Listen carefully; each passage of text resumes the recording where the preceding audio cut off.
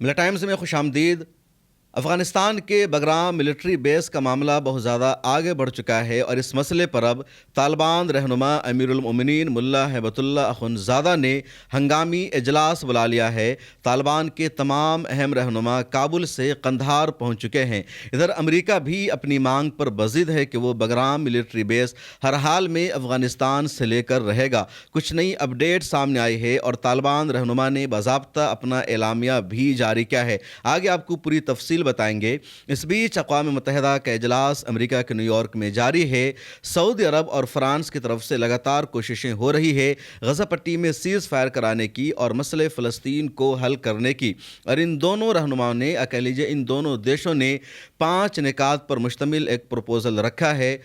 Syria اور اسرائیل کا جو معاملہ ہے اس پر بھی ہو سکتا ہے کچھ حل سامنے آ سکے، اور احمد الشرا نے یونائٹڈ نیشن کے اجلاس میں اسرائیل سے سیدھا اور دو ٹوک مطالبہ کر دیا ہے۔ ان تمام مدوں پر اس ویڈیو میں بات چیت کریں گے، لیکن پہلے آپ سے گزارش ہے کہ ملا ٹائمز کی سبسکرپشن لے لیجئے۔ آپ کے اسکرین پر ایک QR کوڈ دکھ رہا ہے، ڈسکرپشن میں ہمارا لنک موجود ہے، اور میڈیا کو اپنی طاقت بنانا ہم سب کی ذمہ داری ہے۔ اگر آپ ملا ٹائمز کو پسند نہیں کرتے تو کسی اور میڈیا آؤٹ لیٹ کی آپ منتھلی سبسکرپشن ضرور لے لیجئے، لیکن لیجئے۔ ملا ٹائمز کا سب سے کم کا پلان ہے 99 روپے کا۔ ایک نیوز پیپر آپ اگر خرید کر پڑھیں گے تو اس کے لیے بھی 200 روپے 300 روپے منتھلی کم سے کم آپ کو ادا کرنے ہوں گے، اور ہم آپ سے اپیل کر رہے ہیں کہ 99 روپے کی ممبرشپ لے لیجئے۔ کسی بھی طرح کی کوئی دشواری آتی ہے تو آپ ہمیں کال کیجئے، میری ٹیم آپ کو پوری طرح سپورٹ کرے گی۔ اور آئیے اب بات کرتے ہیں طالبان کے بارے میں۔ امریکی صدر پچھلے کئی مہینے سے کہہ رہے ہیں کہ افغانستان میں جو بگرام ملٹری بیس ہے امریکہ کو اسے چاہیے اور افغانستان کو اسے حوالہ کرنا ہوگا۔ پچھلے دنوں امریکی صدر نے باضابطہ دھمکی دی تھی طالبان کو اور کہا تھا اگر طالبان نے اسے حوالے نہیں کیا تو اس کا انجام بہت برا ہوگا۔ اس کے بعد طالبان کا فوری بیان سامنے آ گیا تھا۔ جو طالبان کے اسپوک پرسن ہے ذبیح اللہ مجاہد، انہوں نے میڈیا کے سامنے آ کر کہا تھا افغانستان کی زمین کا 1 انچ بھی اب امریکہ کے حوالے نہیں کیا جائے گا۔ امریکہ اور افغانستان کے بیچ میں، یا کہہ لیجیے امریکہ اور طالبان کے بیچ میں دوحہ میں جو معاہدہ ہوا تھا، جس ایگریمنٹ پر امریکہ اور طالبان نے سائن کیا تھا، اس میں بات موجود ہے کہ افغانستان کی 1 انچ زمین پر بھی اب امریکہ کا کنٹرول نہیں رہے گا، امریکہ کی آرمی افغانستان میں نہیں رہے گی، اور مکمل طور پر افغانستان کو امریکہ کو خالی کرنا ہوگا۔ دوحہ معاہدے میں یہ بات واضح لفظوں میں موجود ہے، اور بگرام ایئر بیس بھی افغانستان کی زمین کا حصہ ہے۔ یہ افغانستان کے نقشے میں ہے، نہ کہ امریکہ کے نقشے میں ہے یا کسی اور دیش کے نقشے میں ہے۔ اس لیے یہ ملٹری بیس کسی بھی حال میں امریکہ کے حوالے نہیں کیا جائے گا۔ ادھر افغانستان کے جو فورن منسٹر ہے امیر متقی خان، ان کا بھی بیان سامنے آیا اور انہوں نے کہا کہ ہم اپنا برا انجام 20 سال تک دیکھ چکے ہیں۔ 2001 سے 2021 تک امریکہ ہم پر حملے کرتا رہا، ہمارے شہریوں کو مارتا رہا۔ اس سے اور زیادہ برا انجام ہمارا کیا ہوگا، ہمارے لیے بری چیز کیا ہوگی اگر دوبارہ امریکہ کو جنگ لڑنے کا شوق ہے تو آ جائے حملہ کرے، ہم جواب دینے کو تیار ہیں، لیکن افغانستان کی 1 انچ زمین بھی امریکہ کے حوالے نہیں کی جائے گی۔ اب ملا ہیبت اللہ اخندزادہ نے اپنے تمام ٹاپ لیڈرز کی قندھار میں میٹنگ بلائی ہے۔ ملا ہیبت اللہ اخندزادہ وہاں کے امیر المومنین ہیں، آپ انگریزی میں انہیں سپریم لیڈر یا کچھ بھی کہہ سکتے ہیں۔ بقیہ وہاں 2 ڈپٹی پرائم منسٹر ہیں، اس کے علاوہ پرائم منسٹر ہیں، منسٹرز ہیں، اور پورا نظام چل رہا ہے۔ طالبان نے افغانستان کے سسٹم کو بدل دیا ہے، افغانستان میں اب خوشحالی ہے، اکنومی اچھی ہو رہی ہے، افغانستان میں سلامتی آئی ہے۔ جب جنگ کا دور تھا تو روزانہ خبر آتی تھی کہ امریکہ نے کہیں حملہ کیا، کسی مسجد کو نشانہ بنایا، کسی مدرسے کو نشانہ بنایا، اور 10,000 لوگ، کبھی 5,000، کبھی 100، کبھی 200 شہید ہوتے گئے۔ ٹوٹل 1.5 لاکھ سے زیادہ افغانستان میں شہید ہوئے۔ پچھلی ویڈیو میں نے بتایا تھا کہ تقریباً 50,000 افغانستان شہریوں کی شہادت ہوئی، اس کے علاوہ 66,000 سے زیادہ افغان شہری جو افغان پولیس میں موجود تھے اور امریکہ کی طرف سے طالبان کے خلاف لڑ رہے تھے، ان کی شہادت ہوئی۔ اسی طرح تقریباً 57,000 طالبان فائٹرز کی تعداد ہے، مجاہدین کی تعداد ہے جن کی شہادت ہوئی تھی۔ اس کے علاوہ امریکی ملٹری کی بھی یا نیٹو کی فوج کی بھی ہلاکت ہوئی، لیکن سب سے زیادہ نقصان افغانستان کا ہوا تھا، اور افغانستان ہمیشہ سپر پاور طاقتوں کا قبرستان ثابت ہوا ہے۔ روس نے، سوویت یونین نے 1979 میں افغانستان پر حملہ کیا، اس کے اوپر حکومت کرنے کی کوشش کی، لیکن 10 سالوں کے اندر ہی سوویت یونین کو افغانستان کو چھوڑ کر جانا پڑا، اس کی پوری طاقت ختم ہو گئی اور سوویت یونین کئی ٹکڑوں میں تقسیم ہو گیا، اور یہ 1989 میں ہوا۔ اس کے بعد جب امریکہ نے 2001 میں حملہ کیا تو امریکہ کے لیے بھی قبرستان ثابت ہوا، اور امریکہ جیسے سپر پاور کو ذلیل، خوار اور رسوا ہو کر افغانستان سے جانا پڑا تھا۔ اب ہنگامی اجلاس ہو رہا ہے، اور ہنگامی اجلاس میں کیا فیصلہ ہوتا ہے اس کی باتیں تو ابھی تک سامنے نہیں آئی ہے، لیکن جو ان کے ترجمان ذبیح اللہ مجاہد کا بیان سامنے آیا ہے، اسی طرح الجزیرہ نے جو خبر شائع کی اس کے مطابق یہی کہا جا رہا ہے کہ یہ نئی پلاننگ ہوگی، پوری منصوبہ بندی ہوگی کہ اگر امریکہ نے حملہ کیا افغانستان پر تو کیسے لڑنا ہے، کیسے جواب دینا ہے۔ پہلے جو افغانستان یا طالبان کی لڑائی تھی امریکہ سے تو وہ گوریلا وار تھی، یعنی افغانستان کے آسمان پر امریکہ کا کنٹرول تھا، امریکہ فائٹر پلین سے، ہیلی کاپٹر سے بم برساتا تھا، اور پہاڑوں میں چھپ کر طالبان حملہ کرتے تھے یا امریکہ کے حملوں کا جواب دیتے تھے، اس کے فائٹر پلین کو مار گراتے تھے۔ لیکن اب طالبان نے اپنے آپ کو مضبوط کیا ہے، روس اور افغانستان کا معاہدہ ہو چکا ہے، چین بھی ہر طرح سے طالبان کو سپورٹ کر رہا ہے، اور یہ بات چین کو اچھی طرح معلوم ہے، افغانستان کو بھی معلوم ہے کہ اگر بگرام ملٹری بیس کو امریکہ مانگ رہا ہے، وہاں پر اپنی آرمی کو رکھنا چاہتا ہے، تو وہ اس لیے نہیں کہ افغانستان پر دوبارہ اسے قبضہ کرنا ہے، بلکہ اس کا اصل ایجنڈا ہے کہ چین کو کیسے قابو کرنا ہے، چین پر کیسے دباؤ بنانا ہے، کیونکہ ان دنوں چین لگاتار آگے بڑھتا جا رہا ہے، چین دنیا کا نیا سپر پاور بن رہا ہے، اور اکنومی کی دنیا میں چین تو آگے جا ہی چکا ہے، اب ملٹری کی طاقت میں بھی چین آگے جا رہا ہے۔ انڈیا اور پاکستان کے درمیان جو 4 دنوں کی جنگ ہوئی تھی تو پاکستان نے جن ہتھیاروں کا استعمال کیا وہ زیادہ تر ہتھیار چین کے تھے۔ انڈیا کے آرمی چیف نے باضابطہ کہا تھا کہ ہم بیک وقت 2 اہم ملکوں سے جنگ لڑ رہے تھے، ہماری لڑائی سیدھے پاکستان سے نہیں تھی بلکہ پاکستان کے ساتھ ساتھ ہم چین کا بھی مقابلہ کر رہے تھے۔ پاکستان نے جن ہتھیاروں کا استعمال کیا وہ زیادہ تر چینی ساختہ تھے۔ اس کے علاوہ ایران کو بہت ساری ٹیکنالوجی، بہت ساری مدد چین نے دے رکھی ہے۔ ابھی خبر یہ ہے کہ جب دوبارہ اسرائیل ایران پر حملہ کرنے کی دھمکیاں دے رہا ہے تو ایران نے چین سے بہت زیادہ فوجی مدد لی ہے، اس کے علاوہ چین سے ایئر ڈیفنس سسٹم لیا ہے، دنیا کے کئی اور ملکوں کو بھی سپورٹ کر رہا ہے۔ ابھی سعودی عربیہ اور پاکستان کے درمیان جو ڈیل ہوئی ہے، جو ڈیفنس کا تاریخی معاہدہ ہوا، تو اس معاہدہ کی سرپرستی بھی پیچھے سے چین کر رہا ہے۔ بھلے ہی چین ڈائریکٹ نہیں ہے، سامنے نہیں ہے، لیکن امریکہ کے ہتھیاروں کا استعمال یقیناً امریکہ کے خلاف نہیں ہو سکتا۔ سعودی عرب کے پاس ابھی جو بھی ہتھیار ہے وہ امریکہ کا دیا ہوا ہے، اور سعودی عرب ان ہتھیاروں کا استعمال اسرائیل کے خلاف نہیں کر سکتا، تو یقینی طور پر وہاں چینی ہتھیار ہی کام آئے گا، اور اس لیے چین کو اب امریکہ اپنے لیے سب سے بڑا خطرہ سمجھ رہا ہے۔ جب امریکہ نے چین پر لگاتار پابندیاں لگائی، ٹیرف لگایا، تو چین نے ترکی بترکی امریکہ کو جواب دیا اور کہا تم یہ پابندی لگاؤ گے، ہم اس سے 10 گنا زیادہ تم پر پابندیاں لگائیں گے۔ تو چین کہیں بھی امریکہ کے سامنے نہیں دب رہا ہے، نہ جھک رہا ہے۔ ادھر جب بھارت کے خلاف امریکہ نے بیان بازی شروع کی، جب بھارت سے امریکہ نے اپنے رشتوں کو بگاڑ لیا اور بھارت کا لگاتار اپمان کرنا شروع کیا، مذاق اڑانا شروع کیا، بھارت کے خلاف لگاتار امریکہ نے ایکشن لینا شروع کیا، ٹیرف لگا دیا، تو اس موقع پر بھی چین نے اس کا زبردست فائدہ اٹھایا، اور چین نے شنگھائی آرگنائزیشن جو ہے اس کا اجلاس منعقد کر لیا، دیش کے وزیر اعظم یعنی نریندر مودی کو بلایا، روس کے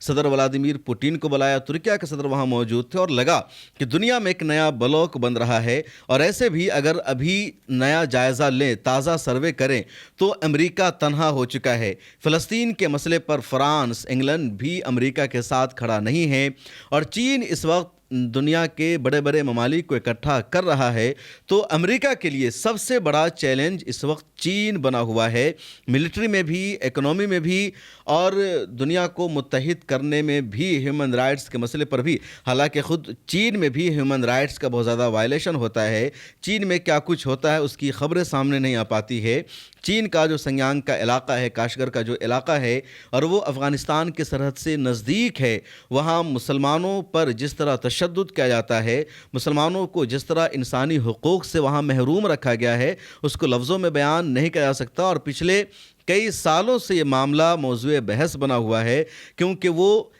ترک نسل لوگوں کا علاقہ ہے، یا کہہ لیجیے ترکمانستان کا پورا علاقہ تھا، اس پر چین نے قبضہ کر لیا، اس کا نام بدل کر کے شنگیان رکھ دیا، اور اب وہاں کے مسلمانوں کی لگاتار نگرانی کی جاتی ہے، ان کو آزاد فضا میں سانس لینے کی بھی اجازت نہیں ہے۔ تو چین خود ہیومن رائٹس کا وائلیشن کرتا ہے، ایک الگ مسئلہ ہے، لیکن جب لڑائی ہے دو تین بڑی طاقتوں کی دنیا پر اپنا نظام مسلط کرنے کی، تو بگرام ملٹری بیس پر اب امریکہ اپنی آرمی کو اس لیے رکھنا چاہتا ہے تاکہ چین پر نظر رکھ سکے، کیونکہ بگرام ملٹری بیس سے چین کا فاصلہ زیادہ نہیں ہے، چین کی سرحدیں وہاں سے نزدیک ہے، ادھر اس کے ذریعے وہ پاکستان پر بھی کنٹرول رکھے گا، ادھر جو روس کا علاقہ ہے وہاں تک امریکہ کی نظر رہے گی، تو اسی لیے اس ملٹری بیس کو چاہتا ہے، اور جو بگرام ملٹری بیس ہے بہت زیادہ اہم ہے۔ پچھلی ویڈیو میں نے تفصیل سے بتایا تھا کہ 10,000 آرمی بیک وقت وہاں رہ سکتی، وہاں پر ہسپتال ہے، گھر بنے ہوئے ہیں، اسکول اور کالجز ہیں، 2 بڑا رن وے ہیں، اور بہت زیادہ امریکہ نے وہاں انویسٹ کر رکھا ہے۔ حالانکہ اس ملٹری بیس کی تعمیر روس نے کی تھی، اس کے بعد امریکہ نے اپنا پیسہ لگایا، تو اگر جس طرح امریکہ کلیم کر رہا ہے تو روس اس سے زیادہ کلیم کرنے کا حقدار ہے۔ بہرحال طالبان نے پہلے بھی جواب دیا، اب بھی جواب دے دیا ہے کہ اگر تمہیں افغانستان کو اپنی قبرستان بنانا ہے، تمہاری آرمی کو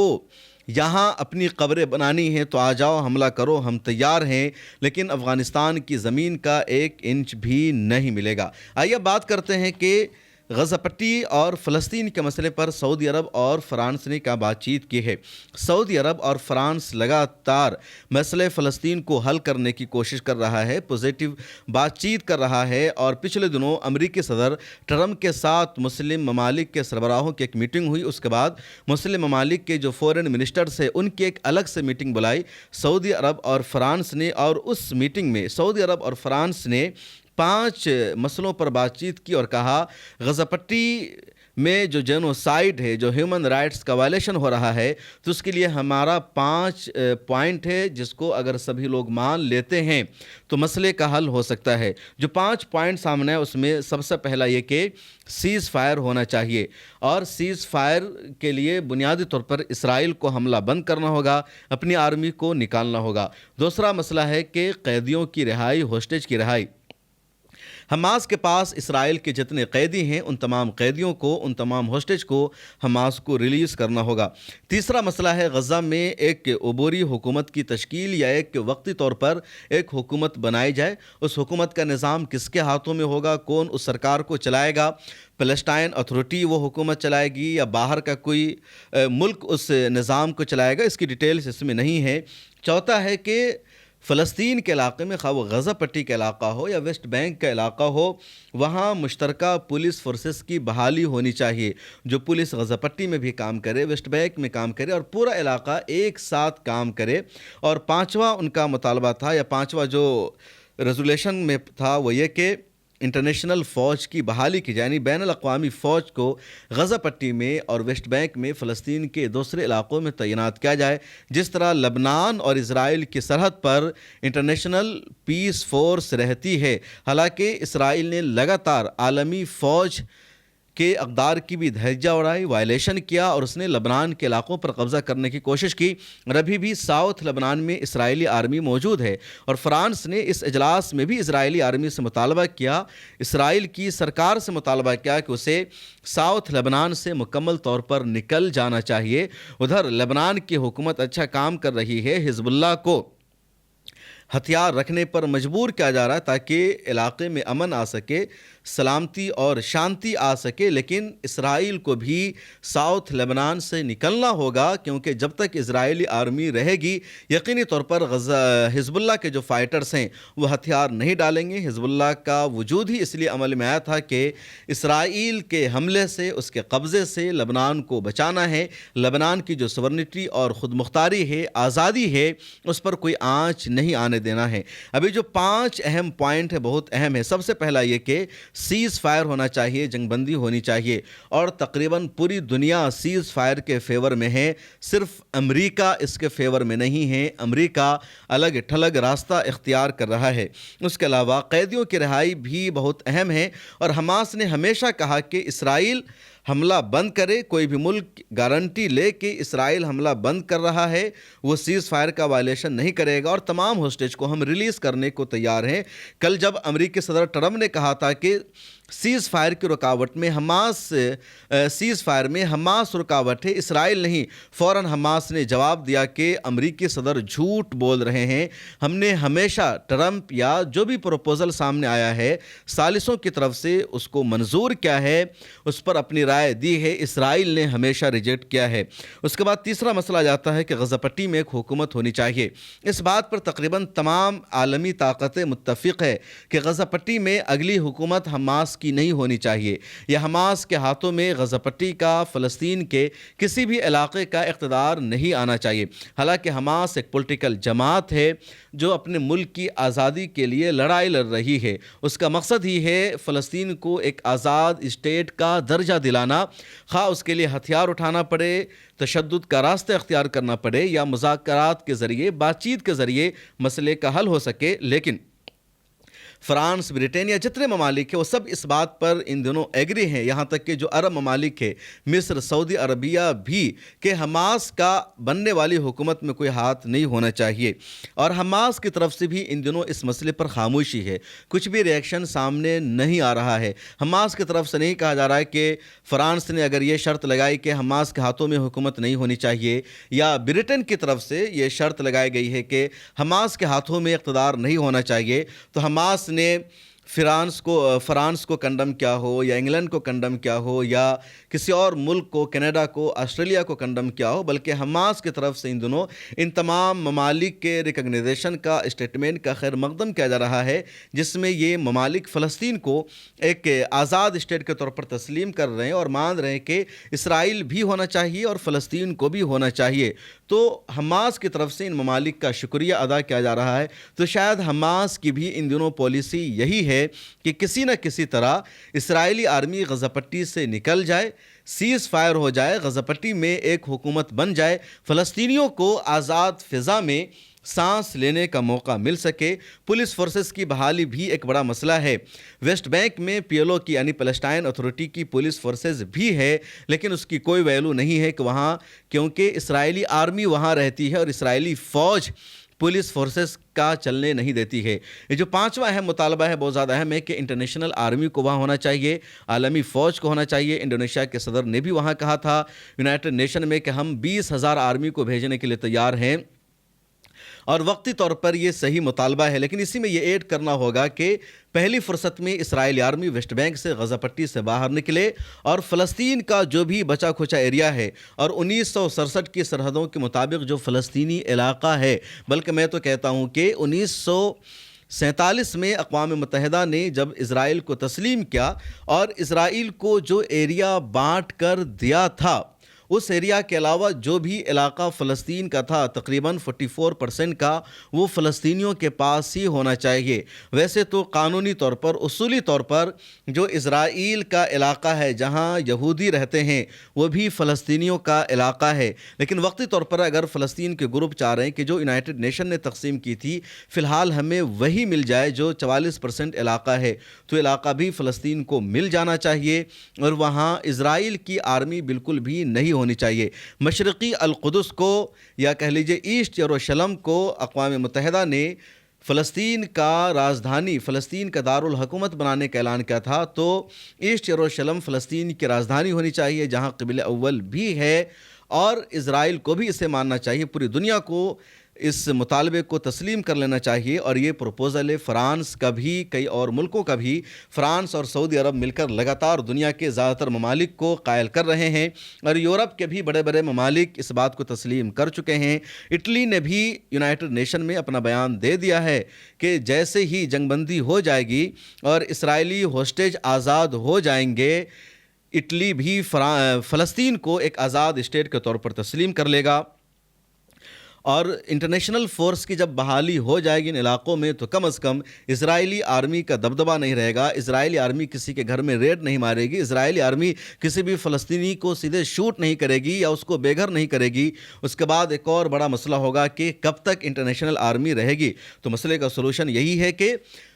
فلسطین کے بھی اپنی آرمی ہونی چاہیے، اس کی تربیت ہونی چاہیے، اس کو تشکیل دینا چاہیے، اور جب فلسطین کی آرمی ہو جاتی ہے تو یقینی طور پر انٹرنیشنل آرمی کو وہاں سے نکل جانا چاہیے۔ آئیے ذرا احمد الشرح کے بارے میں بھی بات چیت کر لیتے ہیں۔ احمد الشرح نے اقوام متحدہ میں خطاب کے دوران کہا کہ اسرائیل کو 8 دسمبر 2024 سے پہلے کی پوزیشن پر جانا چاہیے، اور 1974 کا جو معاہدہ ہے اسے اسرائیل کو ایکسیپٹ کرنا چاہیے، کیونکہ اسرائیل نے ان دنوں سیریا کے شام کے بھی بہت سارے علاقوں پر قبضہ کر رکھا ہے، خاص طور پر جب بشار الاسد کی حکومت کا خاتمہ ہوتا ہے اور حیات تحریر الشام، جس کو احمد الشرح لیڈ کر رہے تھے، ان کا پرانا نام ہے محمد جولانی، وہ جب آگے بڑھ رہے تھے تو ان دنوں اسرائیل نے لگاتار اس موقع کا فائدہ اٹھایا اور شام کے مختلف علاقوں میں اپنی آرمی کو بھیج دیا، بمباری کی، قبضہ کر لیا۔ سیریا کا جو بھی ملٹری کا ٹھکانہ تھا، ملٹری بیس تھا، جو ہتھیار تھے، جو میزائل تھے، ان تمام کو اسرائیل نے ختم کر ہی دیا، اور ابھی تک اسرائیل جب چاہتا ہے سیریا پر حملہ کرتا ہے۔ لیکن اب احمد الشرح کی کوشش یہ ہے کہ بات چیت کے ذریعے مسئلے کا حل ہو، سفارتی طریقے سے اسرائیل پرانی پوزیشن پر واپس چلا جائے، جو یونائٹڈ نیشن کی جہاں پر فوج رہتی ہے، یا یونائٹڈ نیشن نے جو سرحدی لکیریں کھینچ رکھی ہے۔ حالانکہ 1974 کے معاہدے میں بھی گولان ہائٹس پر اسرائیل کا قبضہ ہے، اور وہ قبضہ بھی اسرائیل جب تک خالی نہیں کرا لیتا، شام کی، سیریا کی جو سلامتی ہے ہمیشہ خطرے میں رہے گی، اور اسرائیل جب چاہے گا اپنی آرمی کو بھیجتا رہے گا۔ سیریا کی راجدھانی دمشق ہے، اور دمشق کے بہت قریب اسرائیلی آرمی پہنچ چکی ہے۔ سیریا کا خود مختار ہونا، سیریا کا آزاد ہونا، اور سیریا کا اپنے ایئر اسپیس کا کنٹرول حاصل کرنا بہت زیادہ ضروری ہے۔ جب تک سیریا یہ نہیں کرے گا، مڈل ایسٹ کے تمام ممالک پر خطرات کے جو بادل ہے وہ منڈلاتے رہیں گے، خواہ وہ ایران ہو یا قطر ہو یا سعودی عربیہ ہو یا ترکی ہو، کیونکہ اسرائیل زیادہ تر سیریا کی سرحد کو کراس کر کے ہی عراق پہنچتا ہے، اور اس کے بعد مڈل ایسٹ کے کسی بھی دیش کو، ممالک کو وہ فائٹر پلین سے نشانہ بناتا ہے۔ تو یہاں پر سیریا کی اور خاص طور پر احمد الشرح کی بہت زیادہ ذمہ داری ہے کہ جس طرح اس نے بشار الاسد کا تختہ پلٹنے میں کامیابی حاصل کی، نام کمایا کہ انہوں نے بشار الاسد کے دور کو ختم کر دیا، اس سے اب زیادہ بڑی ذمہ داری یہ ہے احمد الشرح کی کہ اپنی آرمی کو مضبوط کرے، اپنے دفاع کو بہتر کرے، اور اسرائیل کے ساتھ جنگ کی پوری طرح تیاری کر لے۔ لیکن فی الحال کچھ بھی احمد الشرح کے رد عمل سے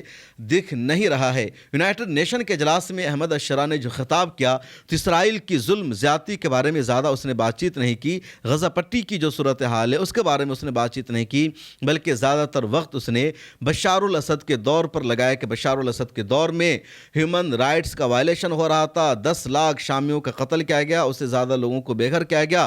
اور خطرناک ہتھیاروں کا استعمال کیا گیا۔ لیکن اسرائیل کی ظلم اور بربریت پر احمد الشرح نے کھل کر بات چیت نہیں کی، جو ایک بڑا المیہ ہے۔ اس ویڈیو میں اتنا ہی۔ آپ سے گزارش ہے ملت ٹائمز کی ممبرشپ لے لیجئے، پھر ملاقات ہوگی۔